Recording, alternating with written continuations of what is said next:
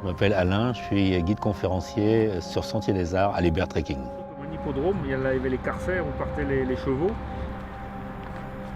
La Jordanie, ça représente pour moi d'abord une grande diversité humaine, ce qui est très important dans un voyage. On rencontre tout d'abord des hommes, des femmes, avant de rencontrer des pierres ou des sites archéologiques et historiques. Et la Jordanie, c'est aussi une grande variété de paysages, très différents.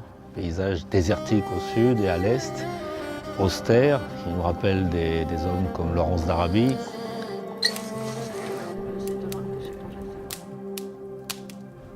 Plus on remonte vers le nord, Amman, ça nous rappelle le Proche-Orient, Dubaï, Koweït, les grandes villes modernes.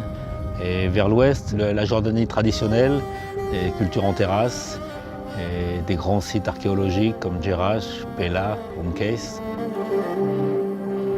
Au XIIIe siècle, comme l'arrivée des Hébreux. Le pays est très riche en histoire, c'est une histoire qui est plurimillénaire, comme tous les pays qui entourent d'ailleurs la Jordanie. Et la Jordanie est bien connue, beaucoup mieux connue pour la civilisation des Nabatéens et Pétra, qui fut le centre nabatéen le plus important. Et la période romaine, et grecque et romaine aussi, fut très riche. Et ce qui fait aussi donc la richesse archéologique du pays, ce sont ces périodes.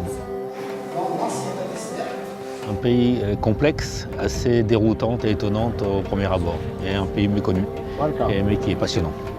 Dans le voyage, nous avons visité le site de Jerash, situé au nord de Amman, qui est un des plus grands sites gréco-romains du Proche-Orient.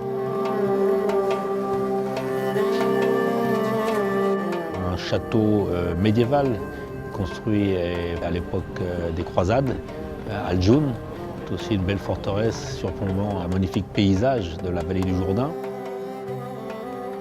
Madaba et ses mosaïques. Le château de Kérak, avec la personnalité de Renaud de Châtillon, qui fut le maître de ce château, situé dans la partie sud de la Jordanie.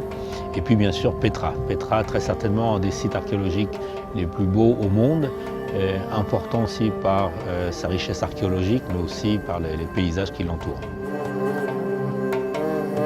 Décrire la Jordanie en 3 mots: diversité humaine et culturelle, diversité de paysages, et fascination du désert. Un conseil à donner aux personnes qui visitent la Jordanie: ne pas avoir peur d'aller au contact des habitants. Ils sont très gentils, très amicaux, toujours prêts à aider, à offrir un thé, et ça c'est une grande richesse.